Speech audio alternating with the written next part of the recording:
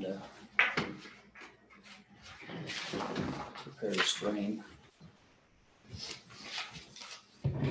Well, we are, speakers are on. And prepare the stream.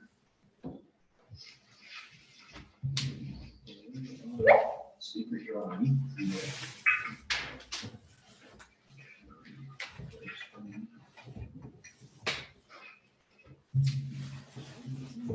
Speakers are on.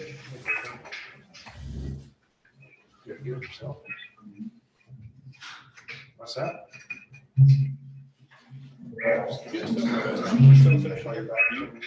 You have self-perception here? Okay. Yeah, they're $5.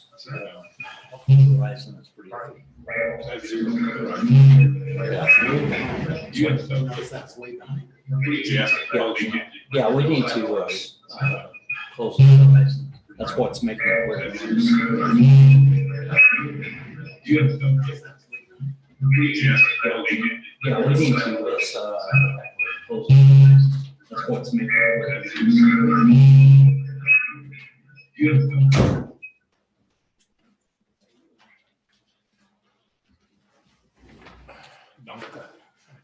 I think that still is. Hey, are you still YouTubing? Oh, I didn't mess that up.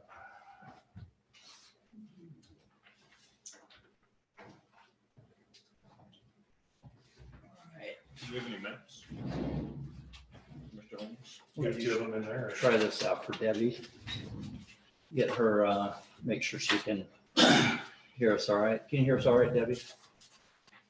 Yes, I can hear good. All right, we can hear you too. Do you have, oh, okay, just one at a time. We're coming. All right. I feel all lonely down here.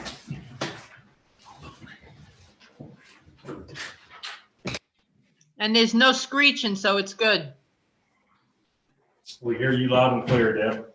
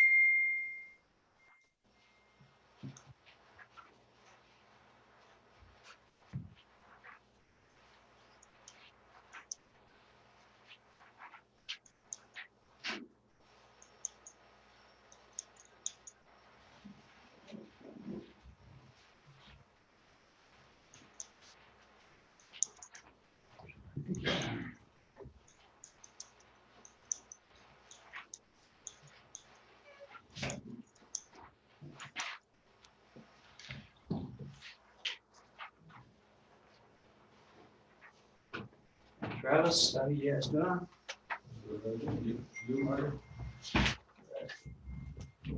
More maps? This is an old one I had, but it's. What he's trying to do is that bottom right, there's 21 lots down there. But what we're zoning for is more than that.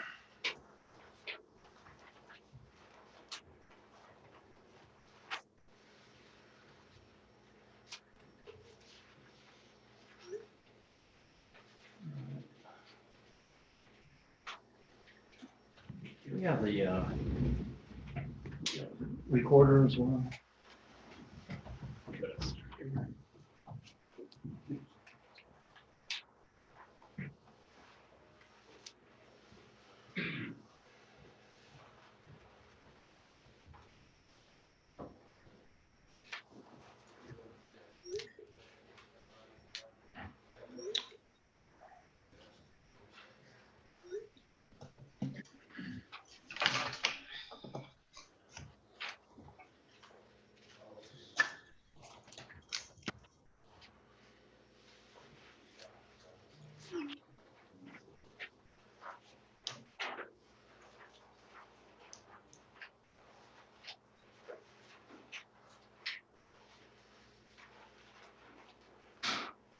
I'll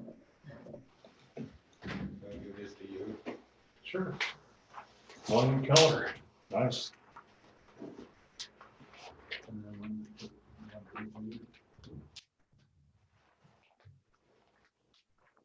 Yep.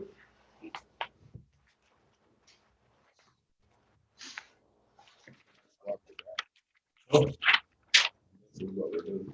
long time, let's see, it's North Dakota, actually. I remember seeing you in Williston. Yeah. Okay. Martin.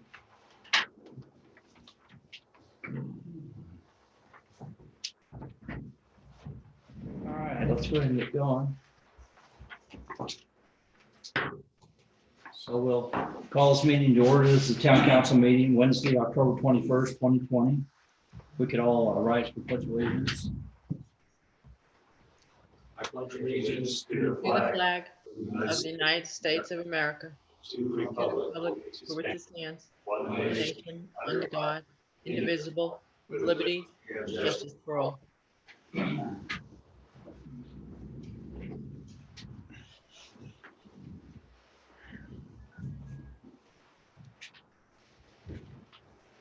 All right, so the first thing on the agenda is approval of zone change for parcel AB 13-13-D-1 from agricultural to mixed use, single family, half acre, single family 1 acre, single family 1 acre, and C3 zoning by legal description. And so we have is a map that lays out on the left-hand side of the map the meets and bounds of those zoning requirements. Current general plan is designated for medium density, which would be 1 acre and greater, and commercial. And applicant is 2000 Main LLC. Mayor. Yeah. Before we begin, I need to declare that I could have a potential conflict with this property. Okay. Thank you. The other, I think the other thing I should do, I should back up a little bit here. And we did not do a roll call. So let's do a roll call real quick for the record. Mayor Lisenby. Yeah. Councilmember McLaughlin. Here. Councilmember Cop. Cop here? Councilmember Beta. Here. Councilmember Evertson. Here. And then You have a quorum. declaration of conflicts of interest was declared by Del Beto. And I'm gonna come back to the update in a little bit. So do you want to present something on this? Travis, do you have something you want to say on this? Up here. Give you a chance. Yeah, you can come up here so we can, if you don't mind, right over here so we can have you on camera. And give you a chance to talk about your project a little bit. I had initially just wanted to come in and do 21 lots of, in the little strip of land between the Chevron station and the Apple Valley, or the Apple Valley. I thought it would be wiser to zone the whole area rather than having to come in back later and redo it later and go through the same process again. I would like to begin with 21 lots on the little subdivision area, and then, you know, if everything goes well, we'll continue on with the rest of the. There's a total of 132 lots there, half acre, and then 60 1 acre lots, and then 21 commercial is what we're going in for. 21 acres or 21 lots? 21 lots initially. So the 21's on that bottom right. It's really, if you look at it from the road or the highway, it's you have that pivot that's out there that's all green, and it's everything to the right and behind that is about where those 21 lots would be located. So there's probably a couple of options on this, but the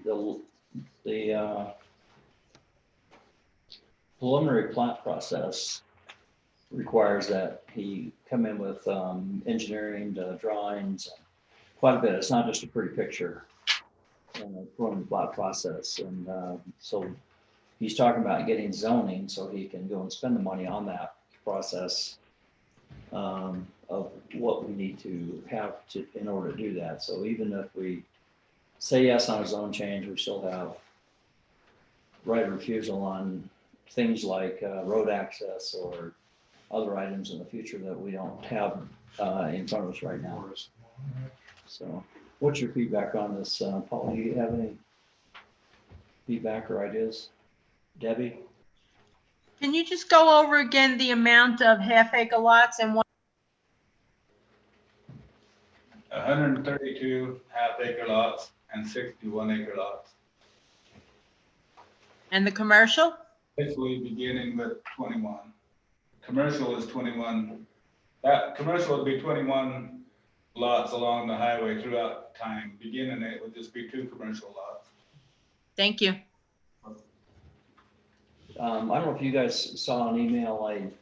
I questioned Harold Merritt on this project regarding the septic systems and in relation to contamination of groundwater. Did you guys see that or? Didn't see it. No. Wasn't mine. So one of the first calls I made when this came up was to Harold and say, are you worried about that? And he says, well, we need to keep it at 1 acre, 1 house per acre. And then he goes on to define that and say that includes like any open area, washes, parks, things like that. In other words, the density, if you take, roadways and all that stuff and say, what's our density per acre? Then we need to stay at 1 per acre. I think we covered that during the planning commission too. That was a question. And I think the math came out to where they were covering that acreage during planning commission. And I was talking to Carl today and I thought he was going to be here tonight. We had his daughter had something Going on. So, but anyway, that's what they say the math is. Joe, what's your? How many total acres is this property? Because it's not on the map. It's on to the right side of your map. You'll see that it broke down how many lots, how many the total acreage. 214. You had on the secret. 214, 192, 132. Well, that's how many lots though? It was on the map itself. The total acreage of the 2 zones is 214 acres, is that right? Yeah. Oh yeah, there it is on your description. The Yeah, bottom. 214 acres on the road. Shows down there. Is our SF 110, same as R 110? Is it 1 unit per 10,000 square? Our SF. Two family, 110. Where are you seeing 110 at? On your legend, your lighter blue shade, it says 1 acre lots, but it says SF-1-10. In other zoning areas that would be considered R110 or one residential for one unit for every 10,000 square feet. So I'm just asking for clarification. Is it 10,000 square foot lots or is it 1 acre lots? Yeah, it says here greater than 1 acre lots. Single family. I'm not sure what the 110 means on that map. That's what I'm asking. What does our ordinance say? We have on high density is defined as less than an acre. Medium density is 1 acre and greater. You have to So between 1 and 5. So we're different because up here we don't have any 10,000 square foot lots. but you don't know what the SF-1-10 stands for? I in don't. Our ordinance? I don't. Oh, no, it doesn't mean anything to me. But the SF means it's a single family and you can't have horses. That's what that means. So it's a non-horse community. I'd just like to verify the 1-10. That kind of stuff too can go, yeah. First of all, I applaud your efforts, applaud your vision, and certainly applaud your desire to invest into our community and help grow our community. Thank you. I like seeing the school area in there. My only logistical concern is that this entire subdivision is predicated on 1 entryway off of the highway. And it's not until you cross over the stream before we start getting circular roads that exit out of the property. At the end of the day, if this junction here, which comes back in the mailbox area, which I think is where your first phase is looking at, that would be my only concern, is to make sure that from the engineer at the end of the day is comfortable that with this much density and one exit out onto the freeway, that we do have some type of program. And I'm not suggesting we do this. I'm just saying at some point we may have to have you go ahead and cross that stream to get some exit back out of that back road somewhere down the road. That would be my. Well, it's also actually further down. If you look on the map, your map is the one I gave you is a little bit prettier. This particular, first off, the fire code allows you to go up 29 before we have a secondary road. Correct. And so once he gets to 29, he can't build any of this out here anymore without going to the highway right here, which is across Marion Stout's project. That would be a frontage road coming from the. Yeah. But he would have to, because you've got a pretty good size wash right there. You're going to have to build a bridge to make that happen. I understand that. I understand there's 2 steps there, and the first step being is the semantics of going through your 29 lot subdivision and going to your second entryway.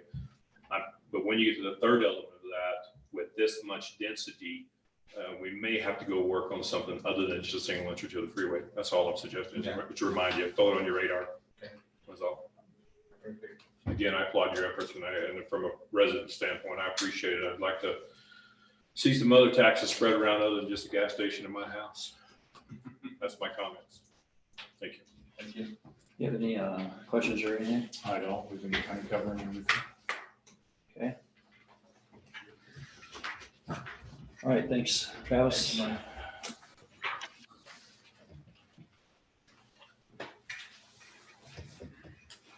So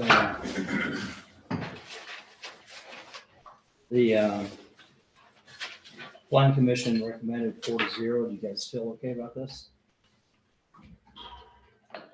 This is a big undertaking for anybody, and you're always concerned about the city going down the road with the developer, and there's always the risk of the developer not being able to go all the way as far as he hoped he would go because of sales and marketing money, cost of money, who gets elected president, who doesn't, all those types of factors. We don't really have the ability to reverse a zone per se without going through an expiration process. That would be my only concern is we're giving an approval for a zone for a large area to only build a small area. And that requires a leap of faith on the city's part, such as the roads, whatever that division that was called is called right north. That's been vacant for 20 years. It does help the developer, assist the developer in marketing, developing, and selling his product, whichever direction he goes. But it does put the city in a position where we're granting a very large area for a very small initial project. So I just simply want to point out that we are going with a leap of faith. I believe, as I've already said in my opinion, but that is a big jump for us, and I hope you recognize that. Yes. With, that's a good example to bring up though, is that project over there by Gooseberry Mesa. Anyway, if you think about it, it's been sitting there, it is there, and it hasn't hurt us because it's sitting there either. But at the same time, without the zone change, it makes the money challenging for the developer to get, because no one's gonna loan the money without knowing that there's Path forward. that something can move forward, and no one's going to be writing a check. So I can see that can be a holdup as well. Debbie, do you have any comments on this? Any ideas or questions? No, sir. Do you have any feelings on it? Well, I feel that if it's only the zone change right now, it really has nothing to do with what they're actually gonna do on it. And there's no way that, say, if the project couldn't go through, there's not a way to make it go back to where it wouldn't be what it is now? You mean revert back to agricultural? Right. Sean, you able to give some direction on that? Okay, Mayor, so could you just restate that? I'm just joining you now. Yeah, no, you just hopped in there, I know. So the question on the table is we're asking to make a zone change on, I'd have to add up the acres, but in my head, it's over 300, almost 400 acres. 214 acres. 214 Yeah, acres. like 192 homes, total 60 And acres. so the question is, can we put a time limit on that zone change if nothing happens? I think that's what Debbie said. Does that sound right, Debbie? Yes, sir. Yeah, normally that's not what would occur. Once you get it, once you make the zone change, it would generally be the property owner that would ask to rezone it after that. So if there are any questions in any way on this zone, I would not recommend making the zone change. Are we talking about number one? Yeah. Item 1. Mm-hmm. Or if there's a smaller parcel that you would consider changing, you have that discretion too. So it's whatever you feel comfortable with. But if you feel like a zone change for the entire parcel is premature, or you have concerns about what could be developed on that, then I would recommend you not make that zone change, and then look at a little further on maybe you want to look at that parcel and identify what you're willing to do, what you think would be in the best interest of the town. I think I'd like to phrase the question a little bit differently to help us maybe get a little further down the road. And Mr. Kopp, I apologize. I'm not trying to downplay the time portion of that statement, but I know that there's no condition can be put upon a zone change such as a time constraint. My question was a little bit more, if a property is vacated at any point in the future, can a city take any action to reverse a zone on its own, or does it require a landowner's request at any point? Yeah, a city doing a down zone, for example, Yes. is very limited on when you do those types of land use changes. So if we're not talking about the general plan, we're talking about the on the ground zoning. I just think because I think it's fraught with many problems to go that route. And that's why every zone change, you should consider that carefully and decide whether you think that is in the best interest of the town or not to do it at this point or not. I would not recommend making that zone change and then trying to find if there was a way that as a town, you could try to change that zone again, rezone that. You would not be able to. That'd be. Okay. Well, I think, and I appreciate that. I think there is a way to get us further down the road and help the developer get his project off the ground. But I think it comes with, I think we can take action on this large of a parcel, even with the little bit of strain that brings to it. But just be aware that there in the future that I think that we have to be very prudent in our job to ensure that the bonding, et cetera, so these types of programs are not swayed in any way in the future, because we are taking such a large leap of faith on such a large parcel for just a 21 lot subdivision, that we just make sure in the future that we're step by step with the developer and make sure that the town's infrastructure is protected and developed. And I think that's the way we can move forward and still get the developer elevated to a position where he can gain his funding, or he can parcel off, or whatever he wants to do, whatever the market dictates to him. I just think it's prudent that we understand that and you understand that it's challenging for us, and it'll be challenging for us in the future to ensure and be overly lenient. This is the word I'm going to use when it comes to items such as securing infrastructure and stuff with this property, because while you may be taking a 21 lot subdivision, we're taking in a 241 lot lead. So we're gonna need to make sure that as you go forward, that those infrastructure items and bonds come forward to allow that entirety property to be developed out, not just the 21 lots. And that's just my point of view, my only concern. Now, not having been, and joining you late, and I apologize for that, and not hearing the discussion previous to this. Don't get involved. It looks like though that your general plan says medium density and commercial. And so this looks like it would be in harmony with that, right? It does. General plan. So if you still have concerns about, which is fine, but if you still have concerns about infrastructure availability and how this develops, and again, maybe you look at it and say, maybe we're not going to rezone the entire parcel as they request, but maybe a portion of it. And I don't know if that's the commercial or some of the commercial and residential, whatever that might be that you think is reasonable at this time. Well, since that was my concern, I'm going to continue the conversation. So I apologize for just hijacking the agenda. I had stated earlier in our beginning comments that I had some reservation that the majority of what you're seeing in this application tonight, which is this portion totality 241 acres, or some of it go across the stream? That's 214, but there's a Okay. total of 500 acres back Okay. there. We're holding back half, Okay. only coming in for half. I just want to clarify the acreage when I'm making my statement. If 214 acres along the highway there only has one highway entryway, it does have a secondary entryway onto our main road by our mailboxes, which would meet the obligations of a second entryway for the subdivision. But I think from an engineering standpoint, that's a lot of traffic dumping into the freeway on one interchange.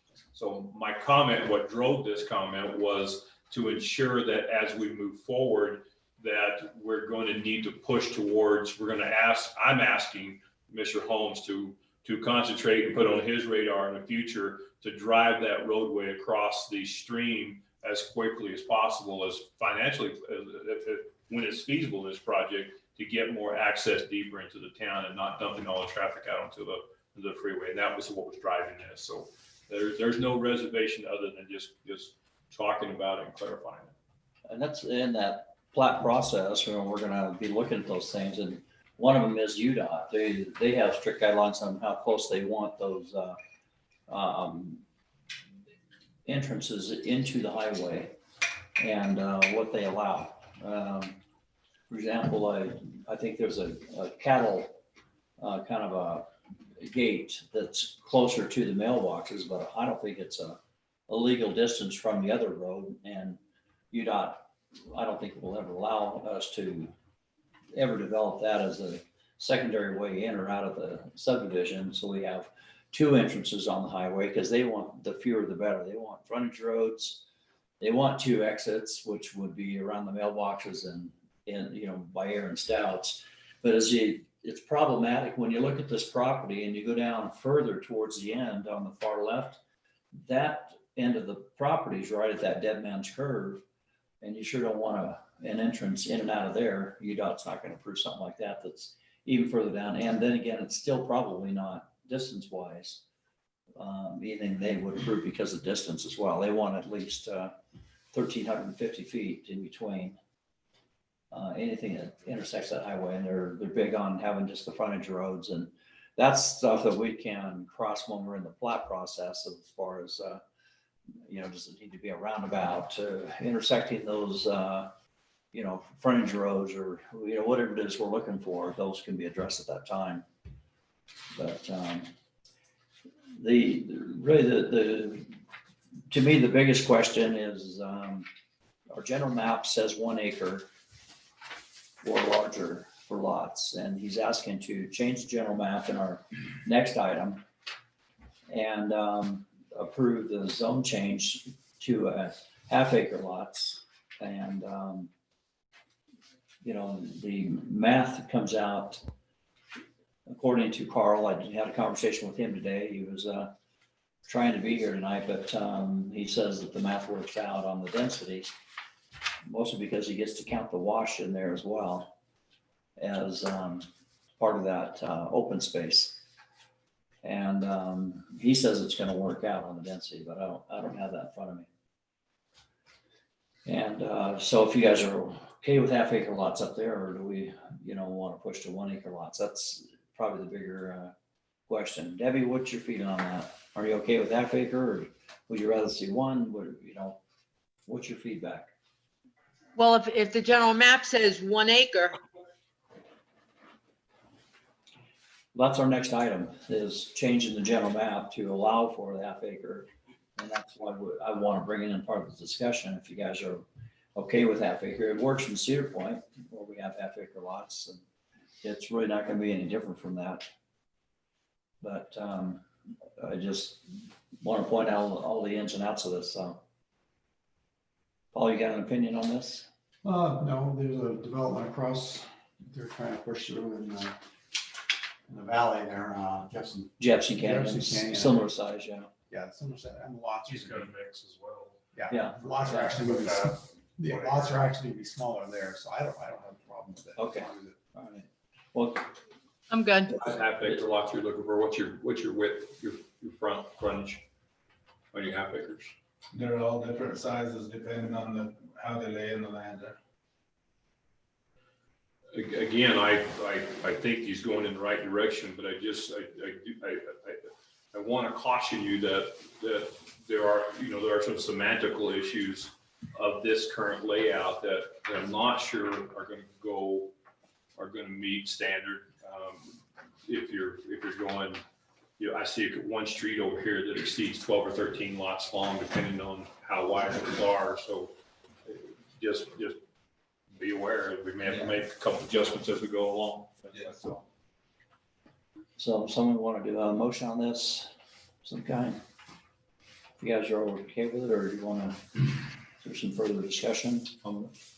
I'll make a motion that we approve the zone change for parcels AV-1313-D-1 from agricultural to a mixed use single family,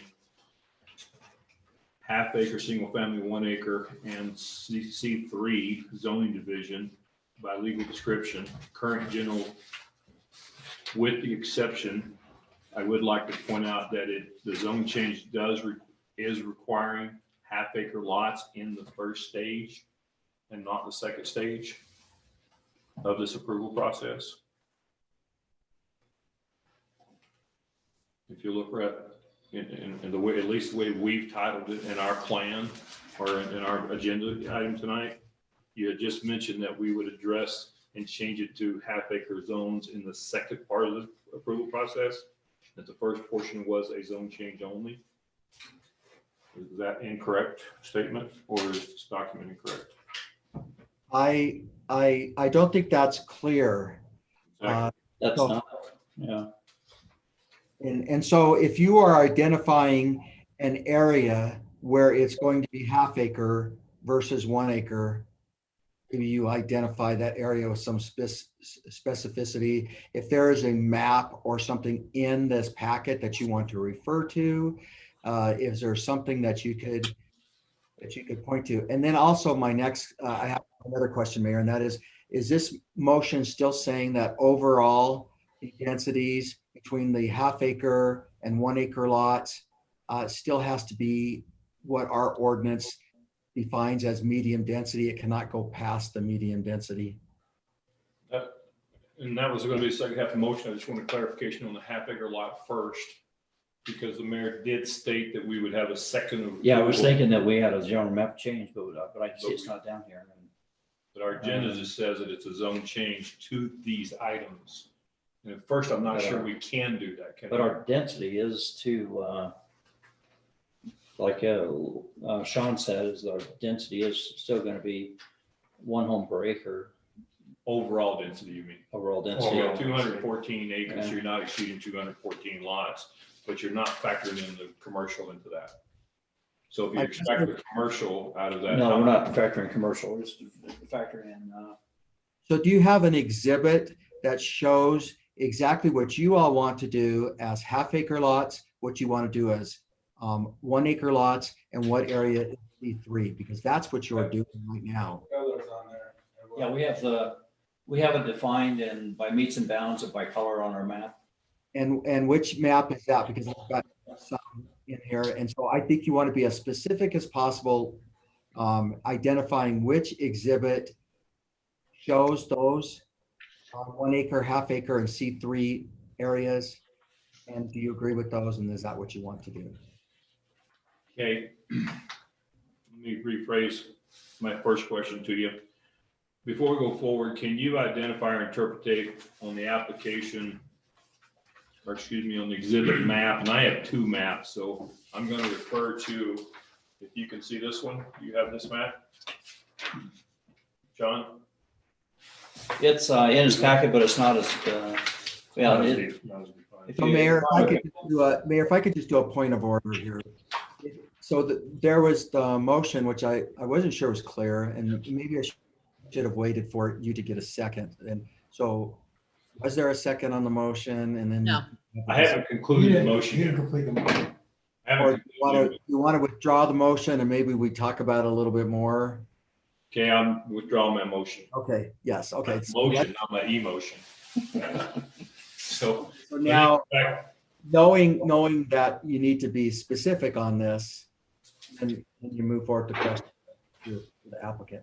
Okay, question number one is the applicant's map that's been provided has 1 acre lots identified on the plan, but it also has in parentheses, single family -1-10. I'd like a clarification on what that is. Do we have an ordinance that says that we No. have, no, we don't. so that has no reference to our ordinances whatsoever? Does not. I'm asking. And Sean. again, you're referring to a map, but can you identify that map? Is that a map that was included in the packet? Yeah, it is. Which map is it? It was not included in the packet. It was It is. off. It's this one right here. It's on page 8 of the packet. Just that, that is the same map as this. Page 8, I think it is. Was that the one that says West Temple Village? Yeah, Yes. Okay. And on the right-hand side, he's talking about the legend where it says 1 acre lots, SF-1-10. I have no idea what -10 means. This is the exhibit. Mayor, if we could just specify the exhibit for the record. It's the exhibit that says master plan for West Temple Village. I'm not able to see if there's a date on that, but it's a zone change plan for West Temple Village on the top of it. Is that correct? That's right. Okay. And Sean, the date on the map is 9/10/2002. Great, thank you. 9/20, I'm sorry. 2020. Okay. okay. So now I'm gonna ask a question. My question was what I was getting to is if you extract out the commercial ground, because my plan doesn't show any acreage of how much It commercial. does over on the front, bottom left, the large one, that towards the bottom. So the SF-1-10 shows 103.59 4 acres. Debbie, that's on the left-hand bottom. It shows how many acres And based on yes, each zone. Got it. the SF-half shows 109.692 acres. And the C3 shows 52.397 acres. Okay, would we be in agreement then that there's 162 acres of residential and 52 acres roughly of commercial? Yes.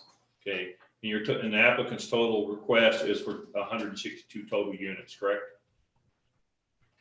Yeah, 132 plus 60. So 192. And the conversation that the mayor shared with us earlier tonight that he had with the water district, Mr. Harold Merritt. Harold Merritt, there was concerns about the septic tanks and the water availability for this project not to exceed a unit per acre. So my statement was, if you extract out the commercial from this application, is the applicant entitled to credit for that commercial ground to be applied to the residential, or has he superseded his number of units he can have? And I'm asking attorney or legal for advice on that. Yeah, no. What you want to do is look at this map and say, does this map reflect all of the acreage and the areas, the actual areas where you want to rezone it on the ground to C3, to half acre and to 1 acre parcels? If you zone any part of your property for commercial, you're not going to get any credit for residential or anything on anything else. You look at each standalone zone and say, how many units can I get in the half acre parcels, for example, on the 100 and whatever acres is in that zone. And that would be obviously taking out any washes and other areas that are undevelopable. So no, you don't get credit for zoning one part commercial and get credit for any densities. You don't transfer the densities to. So we only have 109 acres for the 132 homes, basically. No, you have 192 units for 132 acres. Well, the 1 acre acreage is 103, and the half acre description for the 132 homes is 109 acres.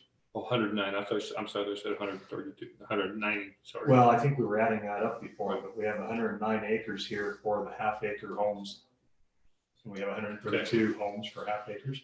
Now, I do want to again say that if there's any undevelopable area, any areas that have to be used for streets, all that comes out of that acreage that's developable. Their net units may be less than that. That was the point that Kyle had today, and on the answer to Harold Merritt's question. If you take out the open space and all the washes, you take out all the roadways, you take out the parks, and you take out the school zones and whatever is coming out of there, it makes it so there's 1 acre for every home site that you're doing because of the set aside land. Well, if the school goes in, that's going to be a different infrastructure for. That school's not clear till we cross the wash in the 5th phase of this thing. I'm talking about just the front part of this with the roadways, the open space and the washes, and then the parks that we're donating to the community. Okay, It leaves it so you got enough set aside land for each unit that you're doing. I'm not sure, Mayor, that I must be dense then, because I'm not coming up with that same math. I've got 162 acres of residential ground combined between half acre and 1 acre. If you separate it and say the half acre component that he's asking for is 109 acres, if you did not even take into consideration roadways, anything else, just raw ground, 109 acres, then you shouldn't be able to exceed 109 units. Am I just that far up in left field that I don't know what I'm talking about? The number I don't know how to add? The actual number comes to exactly what it should be. If you have 214 acres that you're talking about, and you have 109 units on that thing, then that's Correct. what those are total. And if you looked at it overall, I agree with you. You should be able to build 214 homes What on we're there. talking about is overall. But, Well, it's but our, 132 lots, but we're only, okay, let me finish. And I'm sorry, is it Sean Guzman? Yes. Yeah, I apologize for not having that correct. If I understood you correctly, we have to break it into 3 parts and view it as 3 parts. Is that what you stated to me earlier? Yes, you would not do a zone change and just say, we're changing all of this residential to a combination of half acre and 1 acre lots. You have to put it in the exact Okay, zones that you have broken. in the so ordinance. in saying that, we have 109 acres in the half acre lot section, but there's a total of 132 half acre units in there. So by definition, we would be exceeding the total allotment that is allowed for that section of 109 acres. You can only have 109 lots in there. Yeah, I think, Is that correct or not? no, no, let me say, I think we're going down the wrong direction here. And so let me explain again. You are looking at parcels of property and you're going to rezone on the ground zoning. It's not a general plan change where you just say, we're going to change 109 acres in this area to a combination of residential, half acre and acre. You're actually doing this on the ground. So you have to identify, the 109 acres, I don't think that matters. What you're doing is doing a legal description of what those zones are, and the map shows that. So that's where the acreage might matter. But you're actually looking at the map and you're saying this map has the half-acre zone where we want the half-acre zone. And it has the 1 acre zone where we want the 1 acre zone on this map. And we has the commercial, the C3, where we want it on the map, on the ground. That's what we're looking at. Doesn't matter how many acres. I think you're going down kind of a rabbit hole doing that. Just look at the map and say, do we agree, or do we think that's too many half-acre lots? Or we don't like the half-acre lots in that area there, or it's too much C3, or we don't like the C3 in this area. We'd like it all to be combined and put in this land right here. So it doesn't matter. Don't look at the number of acres necessarily as how many homes are going to get on there and everything else. I mean, it's a rough guesstimate, but it's very rough because you got to take out all those things that you're not seeing on there that actually shows development. And just look at this map and say, do we agree with this on the ground zoning on the map? Or do we need to move that a little bit more? Do we need to make that one smaller? Do we need to make that one bigger? That's what you're looking at. Okay. Mr. Merritt had made some comments to the mayor that he shared with us earlier. He made the same comments to me a couple of weeks back. And he approached it more of a blanket coverage of 214 acres of ground, that you take the formula for septic tanks and for the water distribution. His formula showed just 1 unit per acre.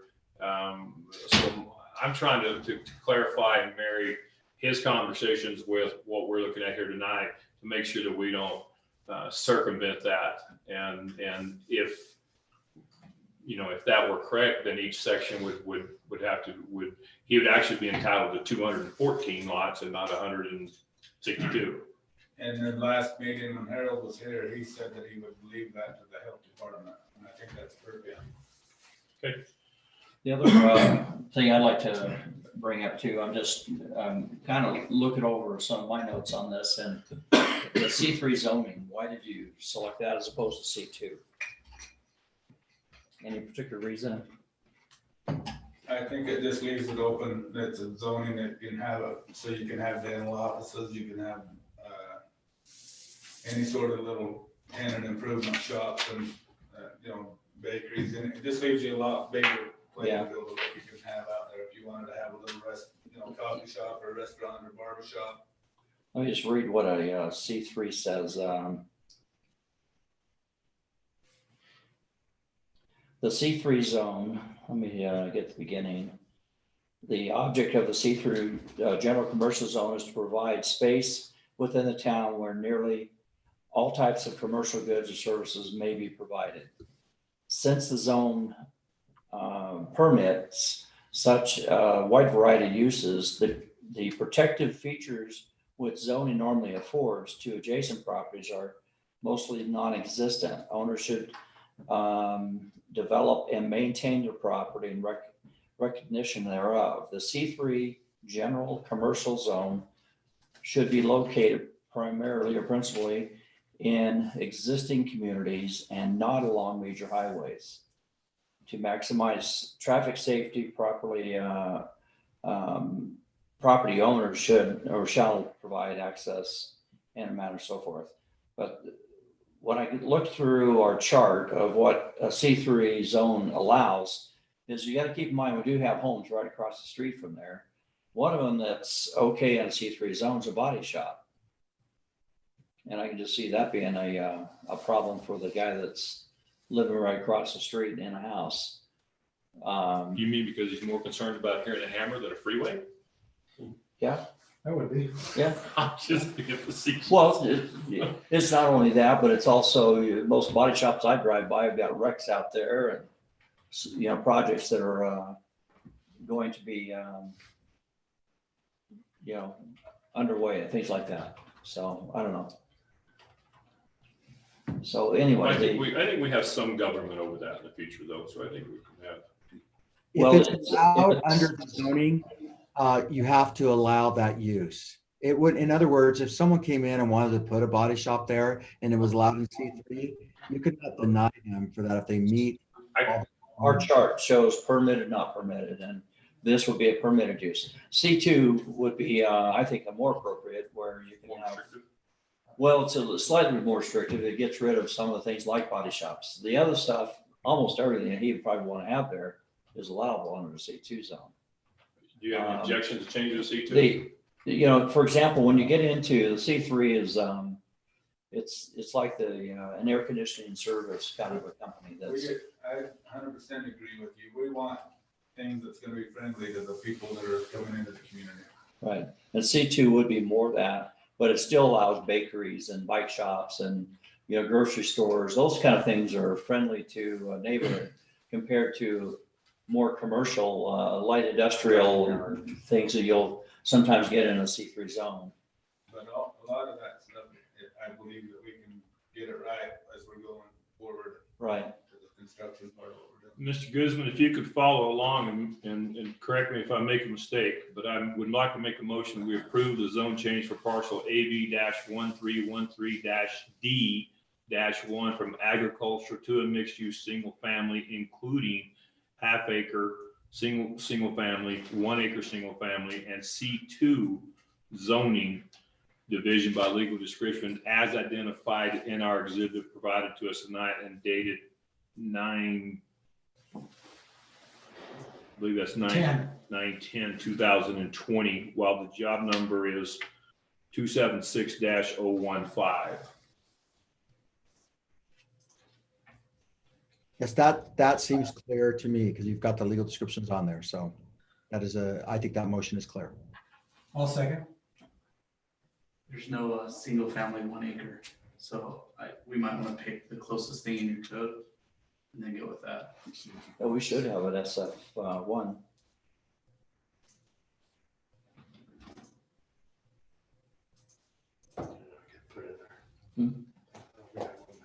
Yeah, I'm pretty sure we've got one.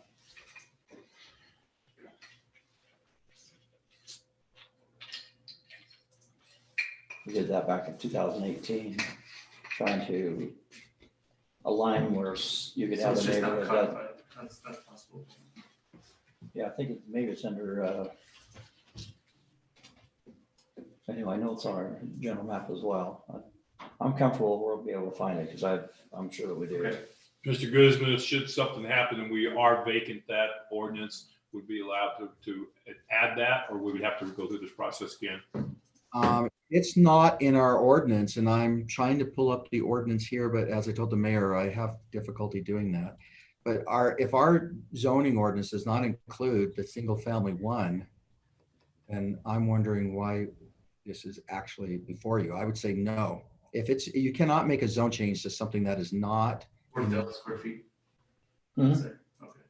There's a single family residential zone, and I show a single family residential zone on B. This is part of that stuff that Sean talks about where we need to get our ordinances cleaned up. I remember having this conversation when I was on the planning commission, clear back in 2018, where we were creating SF1 and SF half, so we could have this. And apparently it's not right, so. Mayor, I'm looking at 10, and if you could look too, 10.10.060, single family residential zone. So it's the SF zone. In subsection D, it says area width and yard requirements, and it shows district as SF, 1/4 acre, half acre, acre, 2.5 acre, 5 acre, and 10 acres, and 40,000 square foot lots, minimum of 80 feet in width. Do you see that? You see that? That ordinance? Well, yeah, 10.10.060. Yes. Is that where you're at? D. And on D, it's showing SF-1. So And that's what they're proposing to do tonight, right? Right, That SF1 and the SF half acres as well, right. Yeah, with all of those requirements as far as width, yards, front and side and rear yards. Right. So I think you are good. It is in your ordinance. Yeah, I thought it was. So you should be good. I second. Yeah. Yeah, are we ready for a vote? Second, so aye. Aye. Aye. Aye. All right, motion carries. Thank you. Thank you. Good luck to that. Appreciate that. If there's anything we can do to help you, let us know. Yeah, thanks a lot. All right, let's move on to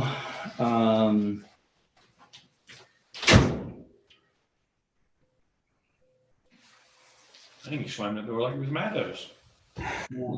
got a spring on it. Each month. General map amendment parcel is for plan development and approval of plan development. Yeah, let's, For Robert. I propose that we table items 2. We have to have a public notice, or excuse me, a public hearing at town council level on plan developments.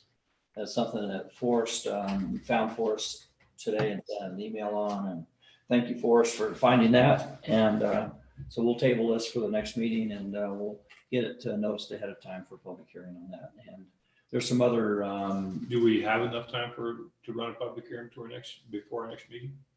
no, well, we'll just do it at our next meeting, town council. Don't need to have a special meeting for it. No, I mean, can we start the process of the public notice? Sure. Yeah, we will. About a month. Yeah, we will. And I've got to make sure that we've got the other documents that are required on our plan development. We don't do very many of these, so I just missed that we have to have 2 public hearings. We've already had one in the PC meeting, but we did not have one for here. You mean you don't have our 219,000 pages of ordinances? I You're just about. remembering? Unfortunately, I have too many of them in my head, but I made a mistake. That happens. Write this number down. This date. So anyway, I propose that we table items 2 and 3. Is it okay to do those together? 2 and 3, which are the zone change, and general map change on parcel AB 1330. Mayor, just to make it clear on the record, let's take them one at a time. All right. Item 2, general map amendment. We recommend that we table this for our next meeting so we can do a public hearing ahead of that. Second. Vote. Aye. Aye. Aye. Aye. Motion carries. Item number 3, approval of zone change for parcel AB 1338-A-3. Recommend that we table this so we can have a public hearing at town council level. Second. Vote. Aye. Aye. Aye. Debbie? Oh, I said aye. Okay, sorry, I didn't hear that. Item 4, discussion and action on CARES Act funding, resolution R-2020-13. Thank you, John, for finding us $74,000 in the CARES Act that we get to spend on COVID money, COVID-related items for the community. 2/3 of that money is already in our bank account. Just it was a simple application, and a couple days later, the money showed up. So we still have 1/3 of the funding that has not been dispersed to any of the cities that will be dispersed probably very soon. This money has to be spent by November 23rd.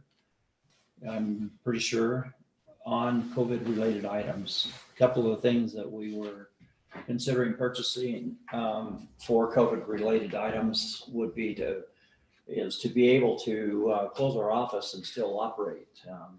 That would mean that we would update our computer systems with laptops and docking stations. So if someone in the office did contract COVID, we could pretty much just lock up, use a cell phone, forward the phones to them, and they could still log in and answer questions based on who's able to do that. And to have everybody have the ability to work from home, it's kind of a big deal, and it's money that we can, let the government spend instead of us for this, to help us out with this, because we couldn't pull this off without their help.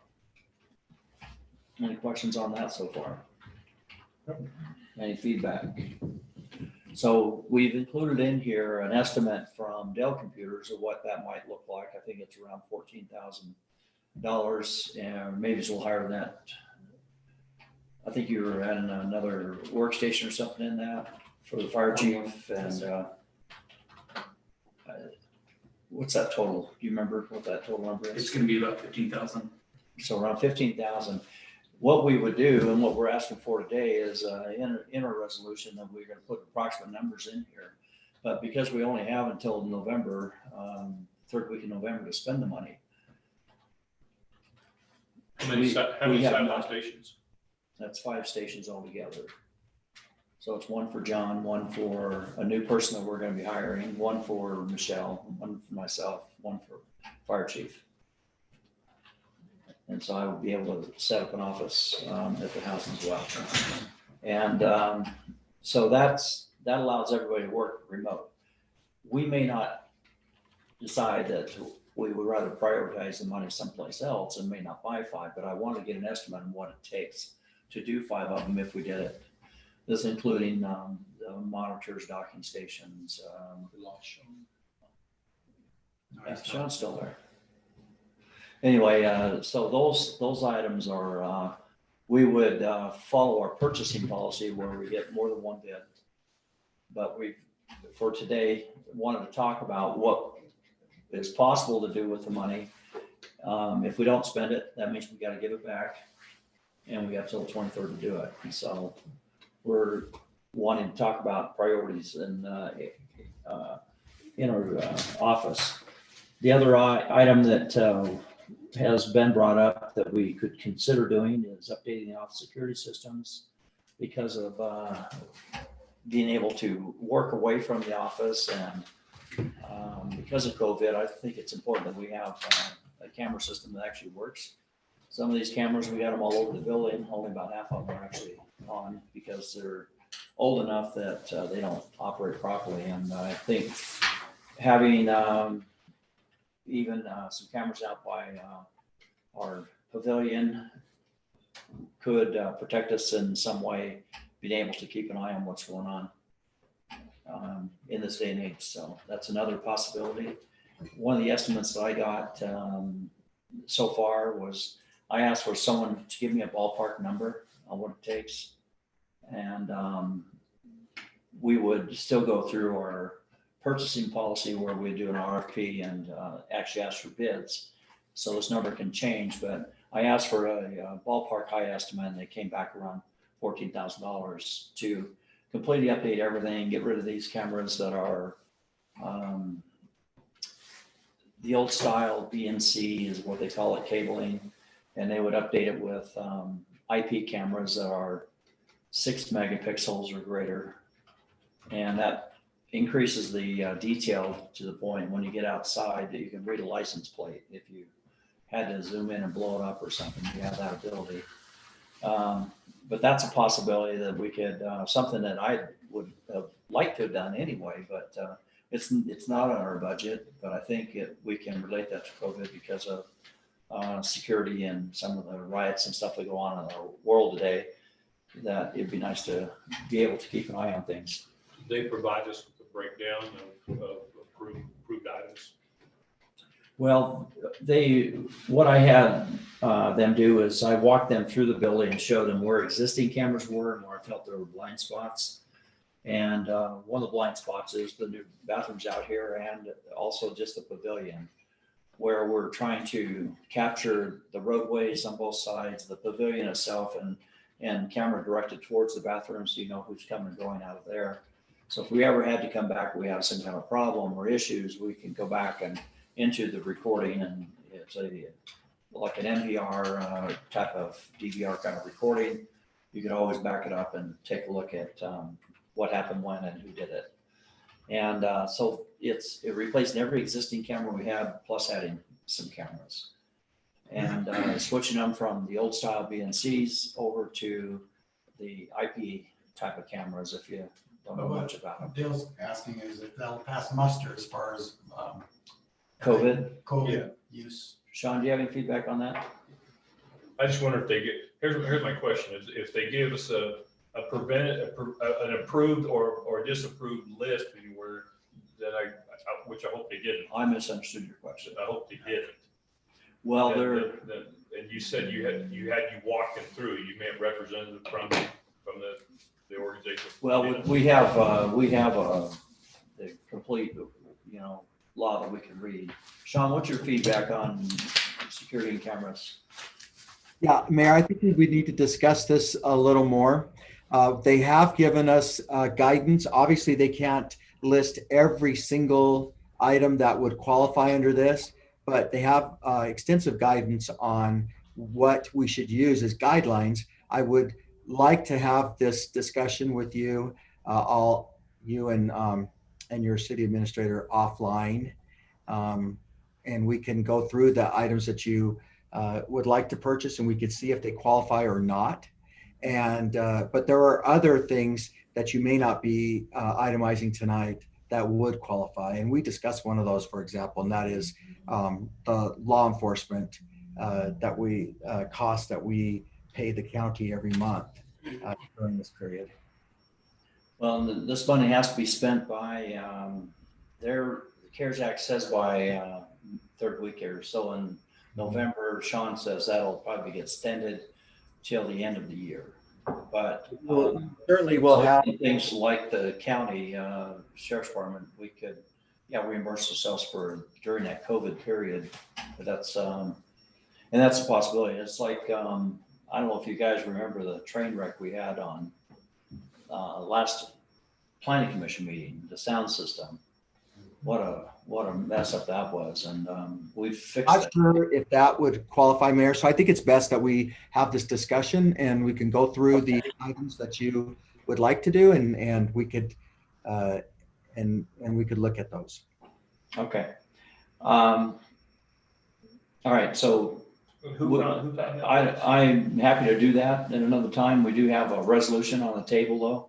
And so what you're asking me to do is hold up on the resolution and hold a special meeting at a future date. Is that what you're saying, Sean? You're muted. You're muted. You got muted somehow. You're muted, Sean. Okay, I'm unmuted now. I'm rarely muted. So,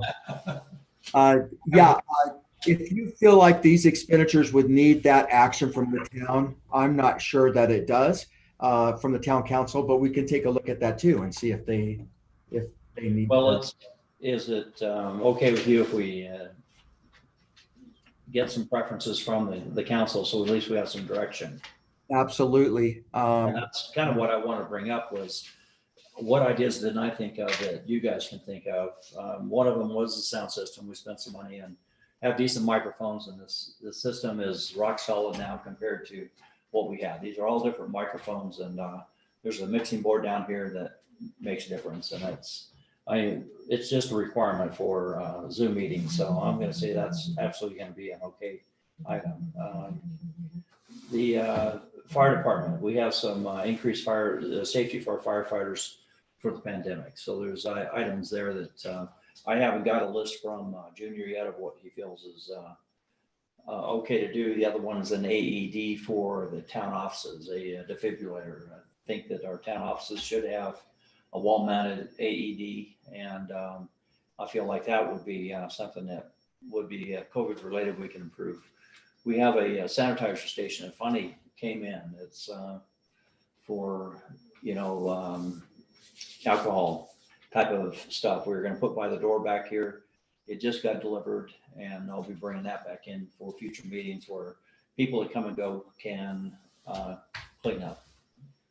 Could I ask you, because I wasn't here, but during the early days of the pandemic, did we have to spend additional outside monies on outside resources such as increased county sheriff participation, ambulances, anything that we could maybe reimburse ourselves for and pull our money back in? That's some of the stuff that Sean was talking to me about, is that some items that we could reimburse ourselves for that we did have to. And one of them is the Zoom meetings. We had to update the computers that we're using, but I was trying to cut corners by using cheaper microphones. And when the Zoom came into play, it was a real challenge to get all the microphones working. So anyway, sounds like good priorities. So anyway, so reimbursing ourselves for even the computer systems that we have in here would be on that list of to-dos and to things that we've had to do to change our meetings, and those would be allowable items. So it sounds like I need to have a Meeting with Sean out here at the house or something, and we'll beat this up a little bit more, and we'll probably have to call a special meeting because time is limited. Are there any other things that I've missed that you guys think that might be something we should consider? Question for Sean? I have a quick question. Go ahead, Debbie. I don't have a problem with any of the items that are being suggested, but my question is, if everyone has the docking stations, how is that going to affect the office hours for residents?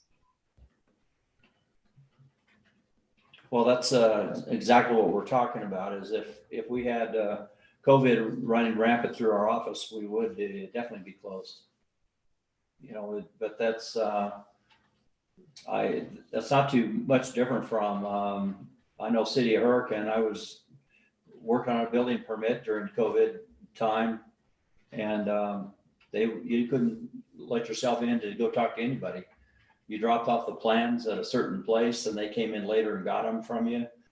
Then they call you and tell you how much money you needed to bring, and then they leave the permit in a certain spot. And you know, meeting one-on-one with somebody wasn't an option. It was all remotely, so that could come to a place where it's all by phone. And I mean, there's a lot of places that did business that way, and it could be this thing goes away November 4th. It could be that it just continues on once we, you know, kind of changed my mind a little bit when the president got it, you know, that anybody can get it at that point. So You had mentioned earlier you have a resolution on the table. Had you hoped to take action tonight? well, the idea was to try to take action, but I have not been able to get with Sean to go over this ahead of time. Sean? And, that's mostly because Sean is, he's pretty much been on vacation lately. I heard that. Hey, Sean, can we take some action and just authorize the mayor to within the guidelines of the allotted funds to allow him to go forward and make these? Well, the resolution has some defined numbers, which I'm not sure that I like in the resolution, and I haven't had Sean had enough time, so. I guess We could just table this. Let me perfect it a little bit, and we can just call a quick meeting, and even by Zoom, have everybody zoom in on it and. do Or a you vote can come just up- for this. You can come up with what you would like to see done, and we can just check off, yeah, that's fine, that's fine. I mean, it doesn't have to be, we don't have to recreate the wheel with the meetings and everything else. I think that we trust you enough to make sound decisions that we can just check it off. Yeah. Initial or something like that. Go ahead, Dale. I have nothing.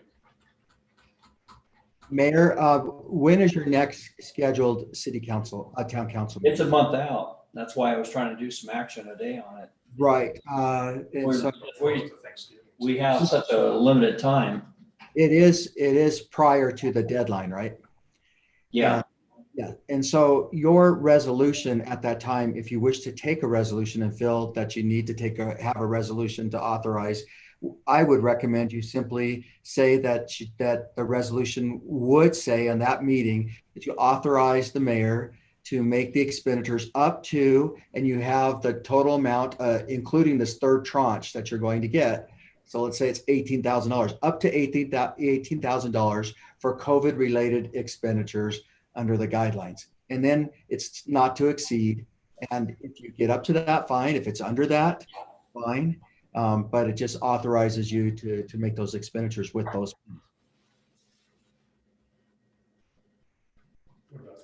I'm not an attorney, obviously, but I think that's basically what this does. So outlines what you're expressly allowed to do, but then in section 2, it says the Valley Administration can extend additional CRF funding as available, as may be found necessary, reasonably necessary to respond to COVID. I mean, in short. We could delete section 1. you're still muted. If Guzman is uncomfortable with the items in here as if they would not qualify for CARES, we could just eliminate section 1. Let me get in a appointment with Sean. I don't, we have something on file. Maybe it works. Mayor, I would just say that I feel uncomfortable with some of the expenditures that were outlined tonight. So again, if there was and I'm looking at my packet and I'm not, for some reason, I can't find this resolution in mine. But in any case, if the resolution, if you did strike a section that referred to those expenditures and you inserted a dollar amount not to exceed, which would be the amount that you are being allocated right now. It sounds like you're not sure what the third tranche amount is going to be, or do you have that amount yet? Because I know that the third tranche is going to be we're not going to get 100% as a town because we're not a resort community.